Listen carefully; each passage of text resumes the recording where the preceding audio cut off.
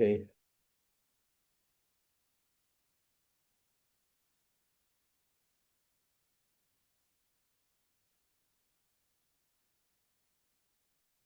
So we're going to finish the list to cover everything about Purim.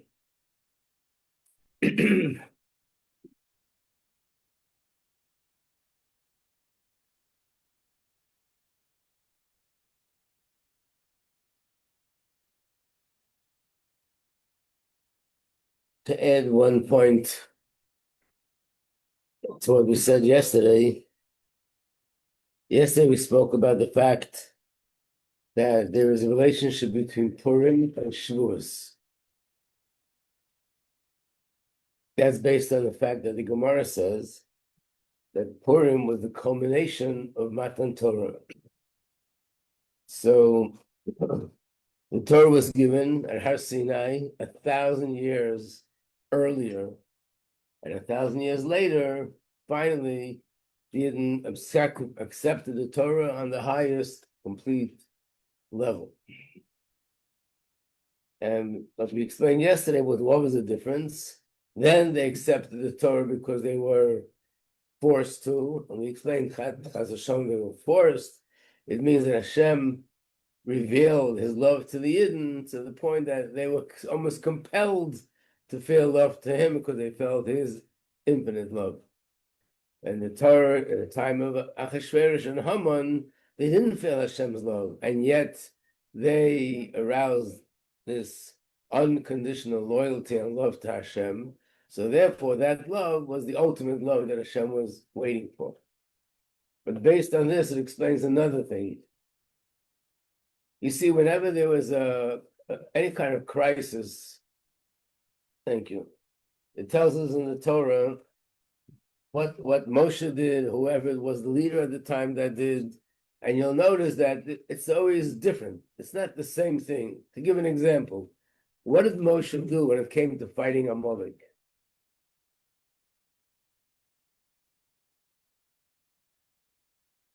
Besides sending Yeshua as his general. What? Davening, besides davening. Something very specific. Right, he was on the mountain or on the hill. He lifted his two hands, and it says in Chumash, when his hands were lifted, they were winning. When his hands were lowered, they were losing. So they needed Yeshua and Kalev to help him support his hands. You don't find this anywhere else in Chumash or Tanakh when there was another war, anywhere, any place, that it was done in this way.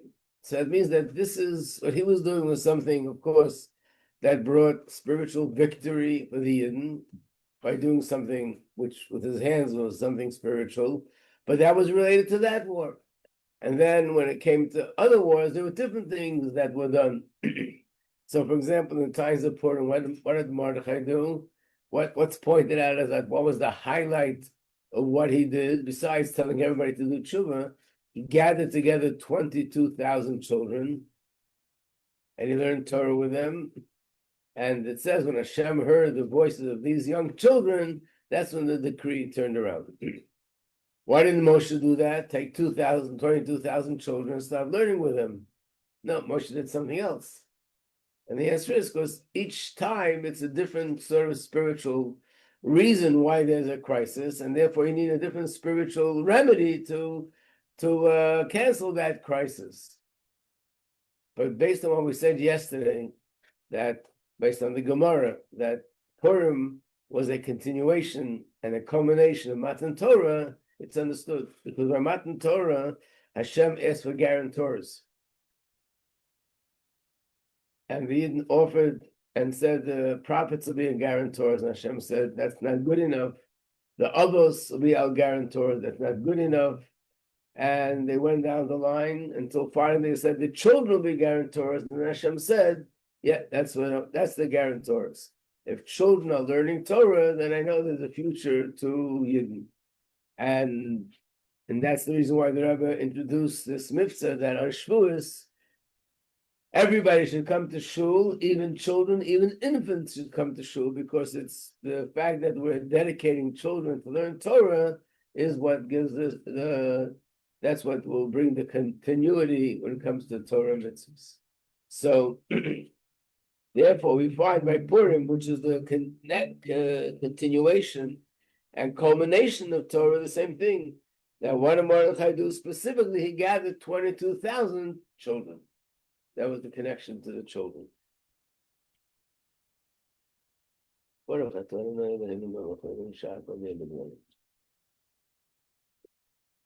want to go into something else now, a little bit deeper, and that is, we touched on it, but we didn't explain it.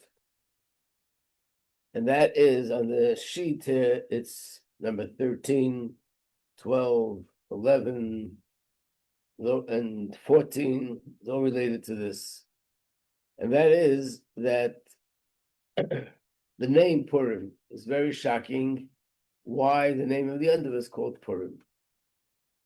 Which means a name, according to Chassidus, describes the essence of what it is. It gives life to it. So the name of a person gives life to the person. That's why Chas v'Shalom, if a person's life is in danger, then you change the name, because the name gives life. And like it's explained in Tanya, that's how Hashem, generally speaking, transmits life to everything in creation through its name. So it's not only the name of a person, the name of a parsha, the name of a Gemara, the name of a yontiv. So when we say Chag HaMatzahs, that means the matzahs that describe the essence of the yontiv, and the same with every yontiv. Purim, how can we say that this describes the essence of the yontiv? It's true that Haman drew lots, but that was what led to the crisis. That's not the miracle. The miracle was what happened after that. So why would the yontiv be called Purim? Just imagine calling the yontiv Haman. Would that make any sense? I mean, Haman was not part of the yontiv. He led to the yontiv. It says in the Medrash, when Haman came to Achashverosh, he said, the Jews, they're no good for you anyway. They never work. If you want them to work, they say, I can't work today because it's Shabbos. Then they say, I can't work because it's Pesach. Then they say, I can't work because it's Shavuos. Then they say, I can't work because it's this. They always have excuses not to work. So it says that a heavenly voice came out and said, you Russia, son of a Russia, because of you, they'll have another day in the year they're not going to work, and that's going to be Purim. We actually 2 days, Purim and Shushan Purim. So nevertheless, no one would imagine that the Yontif would be called Purim, because that doesn't define the Yontif. If anything, it could be called Esther. The Megillah is called Megillah Esther because Esther brought about the miracle. Mordechai brought about the miracle. But why Purim? And then we also brought out that the word Yom Kippurim, I remember where the original source of this was, this from Zohar or other places, or just in Chassidus, that Yom Kippurim means it's a day like Purim, like Yom Kippur. Yom Kippur is a day like Purim. And on the surface, they're both, they're at the other end, each one of them at the other end of the spectrum. Yom Kippur is removing yourself from the world as much as possible, and it's about tshuva and a broken heart and whatever. And Purim is just the opposite. It's simcha, it's eating and it's drinking, rejoicing and having meals. How do we put them together? And again, the thing that does connect them together is the drawing of lots. That on Yom Kippur, they also drew lots. And that was regarding the two goats. They would draw lots. That means we have to understand on a deeper level what are the lots that they drew. The Maimon that the Rebbe said, the famous Maimon, that after, remember I told you yesterday that after this Maimon, that's when Stalin was found dead, and the decree of the doctor's plot was reversed. The second time the Rebbe said mine wasn't, he didn't say it, but the second time was that he requested to publish it and to edit it, and that came out in 1991. That was the Purim that Saddam Hussein was defeated in the Persian Gulf War. And the third time, even though openly it's not connected to the Maimon, but there's one connection there, that is that when the Rebbe would publish a mimer, he would choose a date. In other words, in the front cover page of the mimer would say what date this is, and that date the Rebbe left that up. The Rebbe did it himself. Other things the Rebbe left up to the people who made the mimer put together. But the date the Rebbe chose, and sometimes the date was the date when it was done, and sometimes you saw the Rebbe chose the earlier date, a later date. The date was with a special kavanah. The date of this mimer was Yud Aleph Adar. Yud Aleph Adar is the day that this war took place, the day that Khomeini was. So it was a three-pronged mimer that took care of three Hamans. And that mimer, what's the content of the mimer? I would learn it, but it's a long mimer. The content of the mimer is about what's the significance of girdle, of the drawing of lots. So this is the Nakuda. Try my best because it's one of the deeper subjects of Chassidus, the hardest subject. You want to say something? I love this mimer. What? I love this mimer. Oh, you learned it? Yeah. I heard it at a L'chaim, so then I went home and I learned it. It was so good. Oh wow. Chaim choose such a mimer, yes.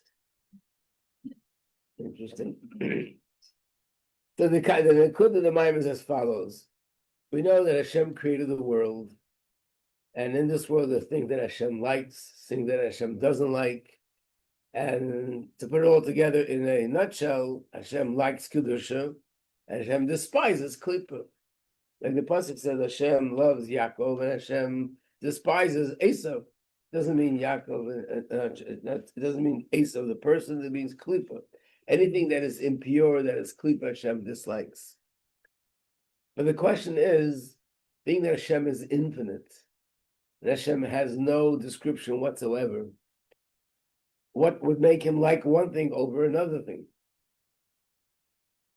So, for example, the average person, I like this food, I don't like that food. Because I like things that are sweet, and this one says I like things that are sharp, and this one says I like places that there's a lot of air, and some people say, I like to be in a small place. I like a place where there's a lot of noise. I like a place where there's no noise. What is the difference? Everyone has something about their personality. When you go a step further, it's not just genes, it's the neshama. Where it says in Tanya, every neshama is made up of fire, earth, air, and water, energy. And depending on the combination, that defines, that will determine what kind of person you are, and what are the things you like and you don't like. So if you have more fire, you're the type of person that you're going to enjoy more noise and more action and more fire. And if you're more earth, you'll enjoy things that are quieter and you don't have to move from your spot for the next 120 years, stand in one place. Like earth doesn't go anywhere. Everybody has their nature. It depends on who you are. But if Hashem is not made up of any specific anything, what makes him lean towards one thing more than another? And how can we say that he likes one thing more than another thing? And there are levels. This he likes a lot, this likes him more. When we learn Chassidus, we say, this comes from a deeper place, this comes from this place, this comes from that.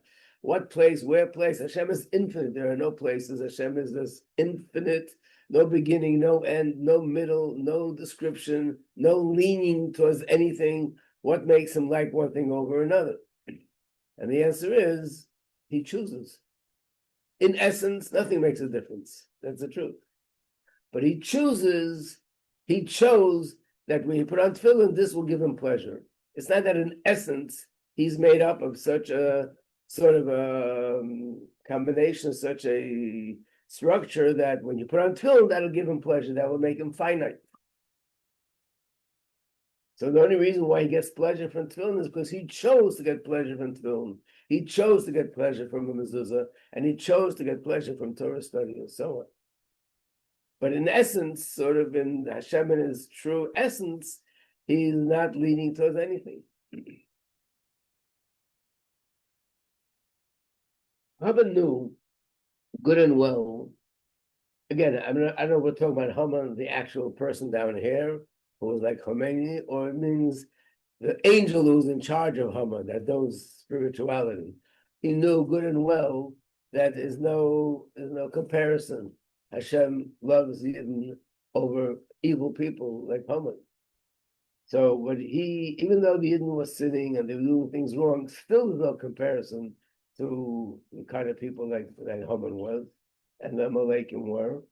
But he wanted to reach into that level within Hashem, which is transcend and above and beyond and before the point where Hashem chose to make differences. Up there are no differences. So therefore he has a chance to win just like them, because over there everything is sort of the same. If I would say that one thing is more important than the other, that makes it finite. So we have to go to the most infinite level where there are no differences. And over there, there's hope that someone like Haman could prevail over someone like Yidden. And that's what Gerl means. What's Gerl? When you choose different things, you go choose furniture. You go to choose clothing that you want to buy. Of course, when people choose who to marry, all these choices are based on reason. I choose this because I like the color, I like the style. I choose this because I like this person, I like his personality. There's a reason why I choose. All the choices we make generally are based on reason. When there's two things that are equal, and that happens sometimes, a dilemma, they're both identical, or sometimes not mamish identical, but this one has advantages and this one has advantages, and I can't, and it's like 50-50. I can choose either one, they're both good. What do I do? Sometimes people say, flip a coin. What does that mean? I don't know what to choose, so I just flip a coin. Whatever the coin tells me to do, that's what I'll do.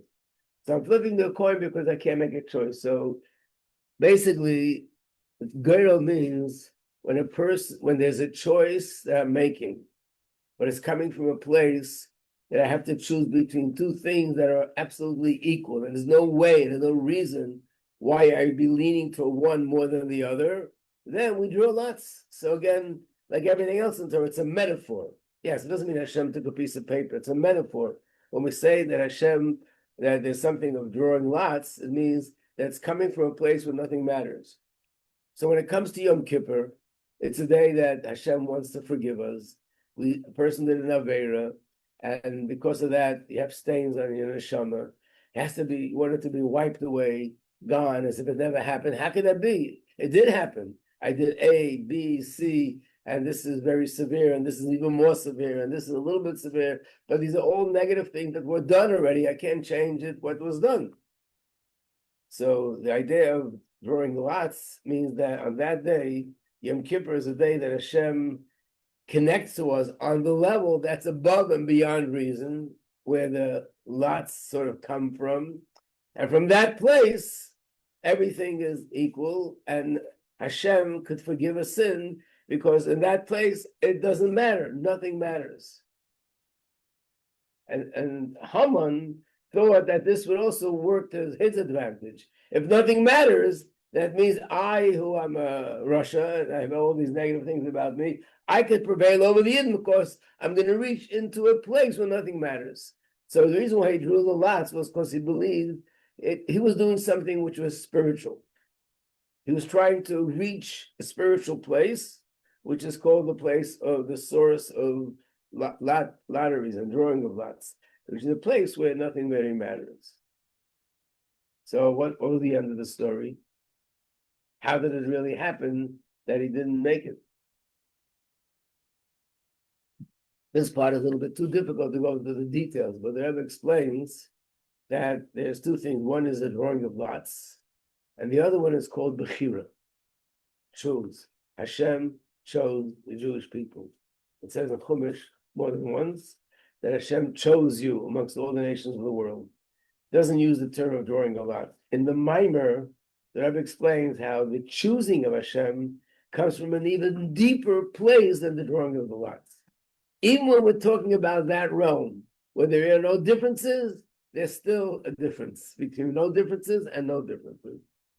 I know it's hard to understand, but that's why I'm trying to stick to it in a general way. And basically, well, because Yidden are rooted into this place where Hashem chose us, which is even higher and deeper than the drawing of lots,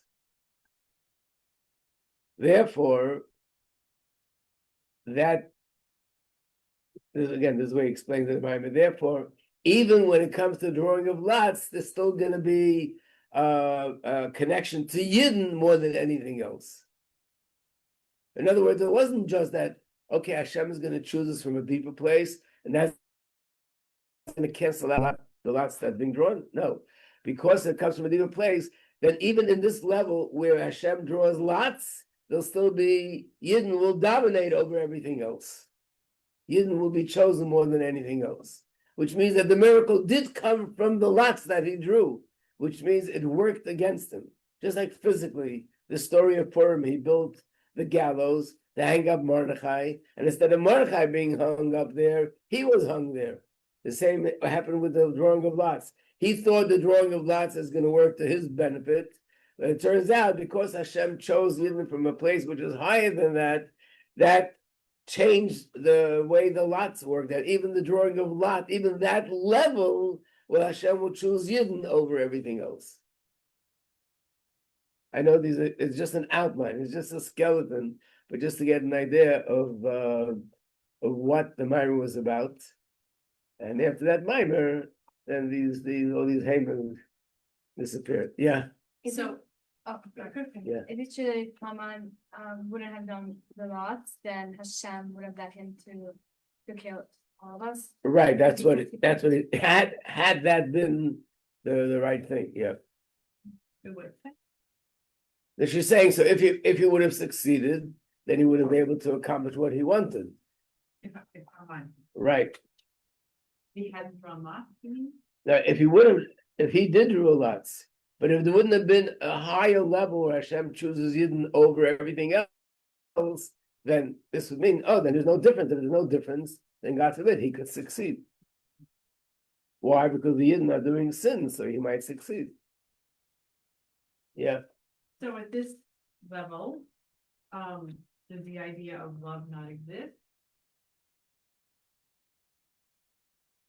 No, so that's the answer, that even on this level, the highest level, when we say that Hashem chose Yidden, it means that ultimately that love is rooted into the essence of Hashem, and therefore, no matter how high up you go up, it'll still go back to the Yidden. Not like he just chose arbitrarily, he Right. chose still out of this. Essence. Yeah. This is a place higher than Atzmos. It can't be higher than Atzmos. So it means a deeper dimension in when we talk about Atzmos.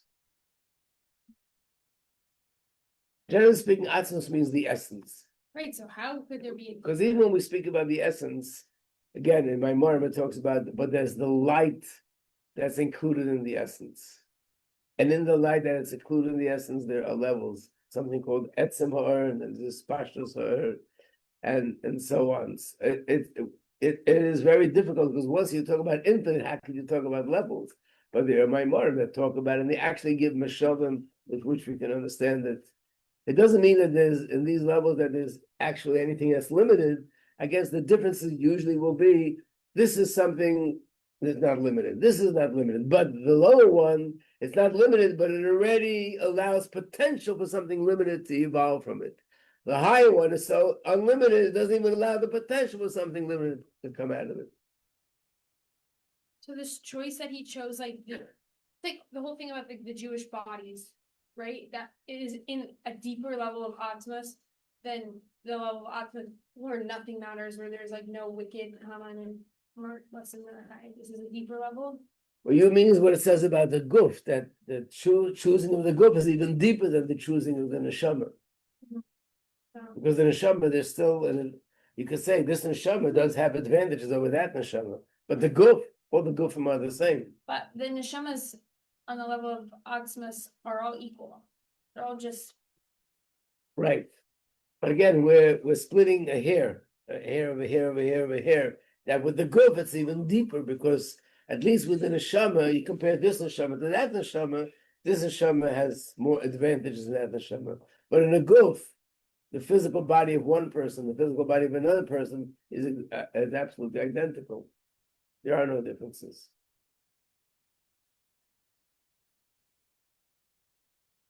Now I want to add this, even though this is a lofty concept, at least let's take one part of it and apply it on a practical level. and that is every morning. Maybe not everybody says it, but if you don't say it, you know the song. It's a very famous song with the words "Ashreinu matei chokenu," means how fortunate is our portion. Umanoyim gerolenu, how pleasant is our lot. Mayafa Yerushaseinu, how beautiful is our inheritance. And we're thanking Hashem for the fact that I'm a Yid. But there are three terms used here. One is chalkeinu, my portion. One is my inheritance. And the other is my lot. They really all want to bring out the same point, that everyone has their portion of the world. Thank God that I'm a Yid. Everyone has, it's as if Hashem drew lots, and I got chosen. So thank God that I got chosen with the lots.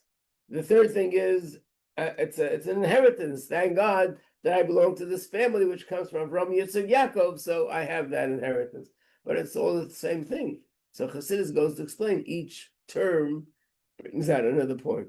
There's a chapter in Tanya where he explains what is the idea of lots in terms of serving Hashem. And he gives a very beautiful explanation and a very practical explanation. It's beautiful and practical, which is every single human being in the world is here for a reason. Whether it's a Jewish person or a non-Jewish person, ultimately the reason is Hashem sent everyone down to take this world and transform it into a godly place. How? That's where there are differences. So non-Jews do it through the 7 mitzvahs. Yidden do it through the 613 mitzvahs. So all Yidden have the same shlichus: Shabbos, Kashrus, Rosh Hashanah, Yom Kippur, Pesach, Shavuos, Purim, Chanukah, etc. But then we know that in addition to that, every single Yid who ever lived and who's living now and who will live has a unique shlichus, which only they are the ones that do that. So it's as if you would have a puzzle of millions of pieces, and there's one piece of the puzzle that I'm supposed to contribute that piece. And if I don't contribute that piece, the entire puzzle is incomplete. And therefore Hashem created me personally in this time of history and set me down in this place of the world, geographic location, and gave me these set of parents and these set of circumstances, and that's all connected to what my unique shlichus is. I know it's hard to think how many unique shlichus could there be, but there is everyone has a unique shlichus. And in the Gemara we even find that one of the sages said to another sages, "What was the mitzvah that your father observed better than anything else?" And the Alter Rebbe says, God forbid to think that other mitzvahs he observed 90%, and one of them was 100%. He observed all the mitzvahs 120%. But one or a few mitzvahs he observed 190%, meaning there's a certain mitzvah which is, this is the main shlichus why I'm here in this world. What is that connected to? There could be two reasons. One reason is there is reincarnation. That means the neshama was here already, which is most neshamas, and the neshama came down specifically to correct something. So it means the main reason why the neshama is here is to correct something specific. So again, while I'm here, I have to do all the mitzvahs and learn Torah and do everything else. But there's one specific thing in serving Hashem. For one person, it's Hachmasas Kala. For another person, it's helping people that are sick. Another people, it's Torah study. Another people, it's it could be tzedakah in general. Everybody has something specific, which is their unique shlichus. And of course, the difficulty is we don't know what it is. So part of our avodah is try to figure out what it is. And of course, that's where a chassid and a rebbe comes into the picture. That by having a rebbe, that we have that unique opportunity that a rebbe who has bright eyes and knows where my neshama is coming from and what my neshama is doing in this world, he'll tell me what I should do. So some people the rebbe will tell them you should go on shlichus. Some people the rebbe said you should go into business. Some people the rebbe said you should be in this country, and some people the rebbe told you should be in the other country. Sometimes it made sense to people. Sometimes it didn't make sense. Like, today you have shluchim in thousands of places in the world. It wasn't so simple. The first set of shluchim the Rebbe sent to faraway places, some of the parents came running to the Rebbe, "What are you doing, my children?" and sending them off, who knows where. Maybe because it was in the beginning, they didn't really accept the Rebbe yet fully, but the Rebbe sent shluchim, and you can actually read letters in Igros Kodesh, whatever writes back. And at a certain point, the Rebbe said, okay, from now on, I'm not sending anybody anywhere. If you want to go, let me know you want to go, and I'll give you my bracha. And the Rebbe stopped because people were usually not the people that were supposed to go on the shlichus, but the parents who were like devastated. Our kid's going to go to Morocco? What are they going to do in Morocco? What are they going to do in Honolulu? And there's no community. There's nothing there. But the Rebbe saw that this neshama was sent down to the world to do this and this. The Rebbe doesn't usually tell people that. Start sending shluchim again? What? Did he start sending shluchim again? Or after that, everyone just went to him? Yeah, I mean, there were unique stories here and there. I think I'm part of one of those unique stories. But generally speaking, the Rebbe said, you write to me what you would like to do, and I'll help you choose a place. But there were times when the Rebbe, what I'm talking about, when we went to Australia, we didn't ask anything. It was just, the Rebbe's secretary called us in, and the Rebbe said the Rebbe wants to send Sigbachim to Australia. But he already chose Sigbachim. But he never told us that he chose. But someone chose. It had to be the Rebbe. That's where we understood it then. So there were unusual situations. But I know Rabbi Baumgarten, who went to the one who started the Lubavitch in Argentina, and Rabbi Gorelick, who started Lubavitch in Italy, and Rabbi Matzah started Lubavitch in Morocco. All these places, far out places where Yiddishkeit started. Rabbi Grono went to Australia. These are people that the Rebbe himself asked them to go, and they went happily. But I'm saying it was so simply. Now it became a big thing to go. It's every week there's another guy flying off to another place in the world, and some to real weird places too. And they're happy to go, exciting to go.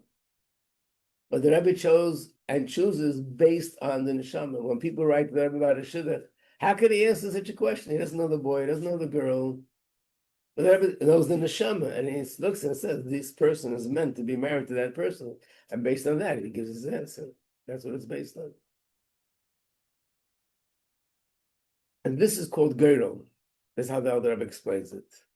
In other words, if I would ask a question, how come this person is taller than me, I'm so short, I rather find that as a disadvantage. I can explain, if you would know what your shlichus is, you'd understand that in order for you to do your shlichus, it's better that you're short. How come he has a phenomenal memory, and I forget what I heard 2 days ago? I have to struggle to remember. Why did Hashem give him such a brilliant memory and me not? And the answer is, for your shlichus, it's better that you don't have that kind of memory. And for your shlichus, it's better that you have this and he has that.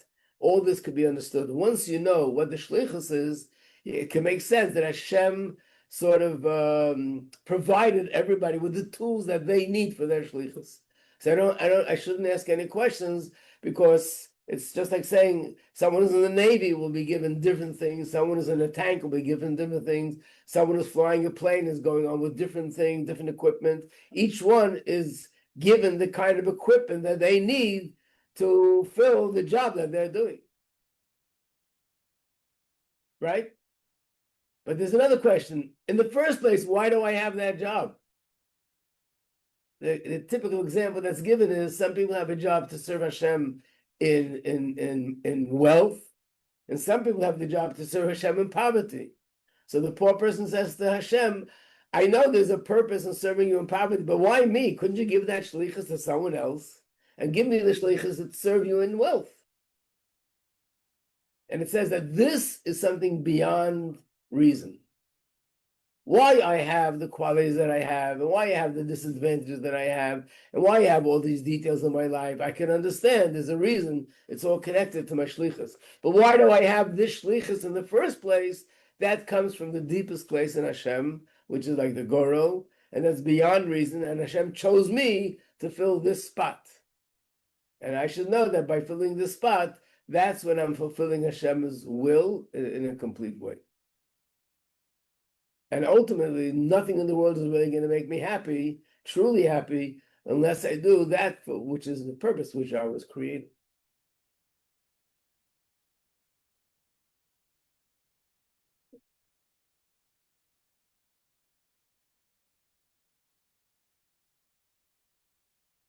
And that's what it means when we say how beautiful and how pleasant is my girl. I'm thanking Hashem Hashem, you chose me for this job. I'm dedicated to this job, whatever it is. And I thank Hashem for that. Of course, we know that that's usually one of the things that are the hardest for a person to do is whatever their shlichus is.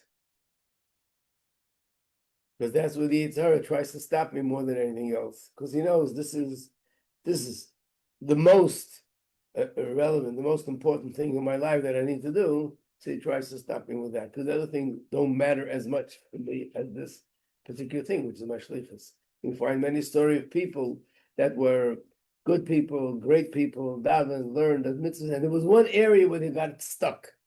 And later it was discovered the reason why they got stuck there, because that was their shlichus. So the Yitzhara tried put all his eggs in that basket, trying to stop the person from doing that particular thing.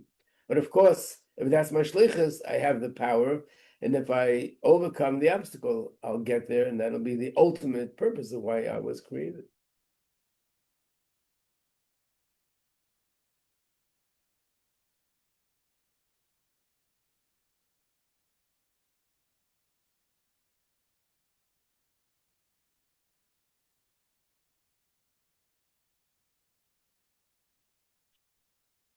Think of a story. It's a long story, so I can't go into the details.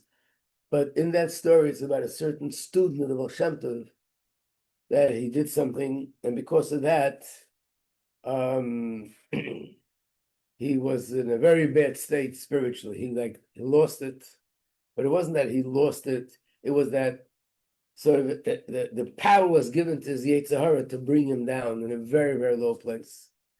When the Baal Shem Tov discovered that, he did everything he can in the heavenly court to reverse it. And it looked like there's nothing that he can do to reverse it. The crisis, the real crisis, he was so low, he was about to go convert. This is a chassid of the Baal Shem Tov.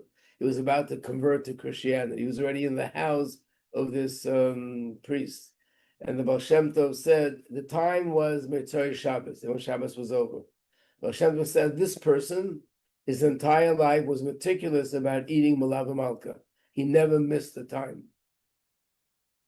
And he was told, true, that merit could save him. But tonight is Mitzvah Shabbos. If he eats malav malka tonight, it'll also save him. But if he doesn't, he's not going to be saved. And Baal Shem Tov did whatever he did to make sure that he should be able to eat challah that night. And through that, everything was turned around. I don't know the real commentary to the story, but to me it appeared, and we don't find anywhere that Malav Malka should be something like so out of this world. But it could be that explanation of the story that for this person this was his shlichus, and that's why he was so meticulous with it all his life. And therefore they said, being that this is his shlichus, if in the fact that he did do it and he was meticulous about it, could be a merit to save him. But if he misses tonight, it's already not perfect. So Hashem made sure that he didn't even miss that night, and then through that his life was saved. One day we'll have Malav Malka together. I'll tell you the whole story.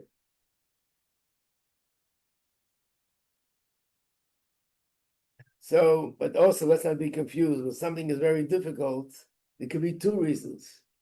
Back to the decision making. It could be because it's my main shlichus. It can also be because it's not my shlichus. Then the reason why I'm having a hard time because I'm climbing up the wrong tree. It's not for me. Sometimes people do things that they read about, others have done, and it's amazing, but it's not for me, and that's why I'm having a hard time. So that's one of those things where we need usually a mashpia, we need a objective person to be able to help me make the decision. The reason why I'm resisting is it because it's really for me and my Torah makes me resist it, or the reason why it's not working is because it's really not meant for me to do. By the way, that's another tactic of the Yitzhara. Instead of coming to a person and say, don't keep spiritual things, he'll come along and tell me on the opposite. This is so beautiful, this is so spiritual, but it's not meant for me to do. And that's how he gets me off track. They call him a sly fox for a reason, you know. Okay. Good Shabbos, everybody.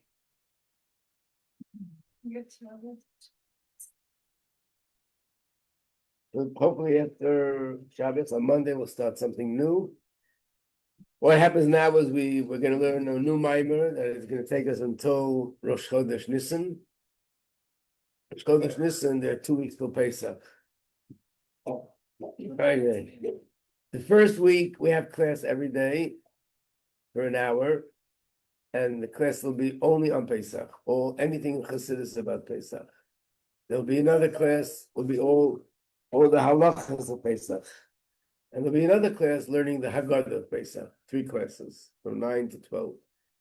And that's the first week. The second week, there's no school at all. This is starting the 25th March.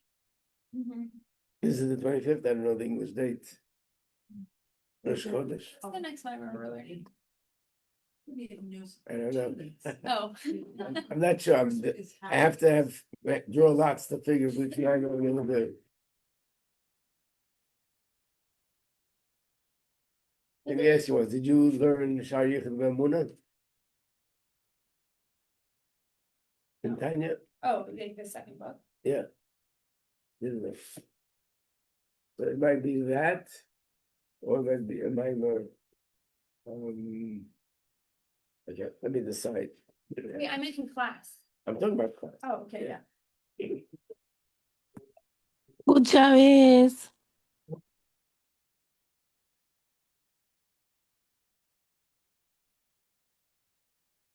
You're welcome. This.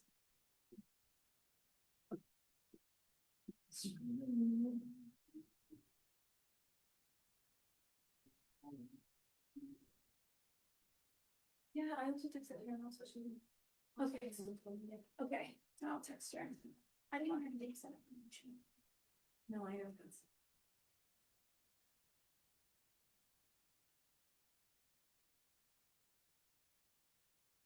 Are you seeing, oh no, you're not here for questions, right? But save this seat. I'm coming back from the. Oh my gosh. So excited. It's gonna be good. I'm gonna leave my backpack here. I'm gonna take this. Yes.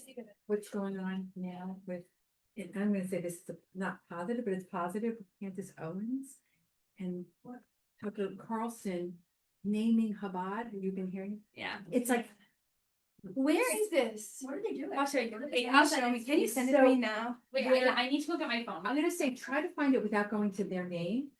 Try to find it not both, not in Chabad rather than their name, because we don't want to give them hits.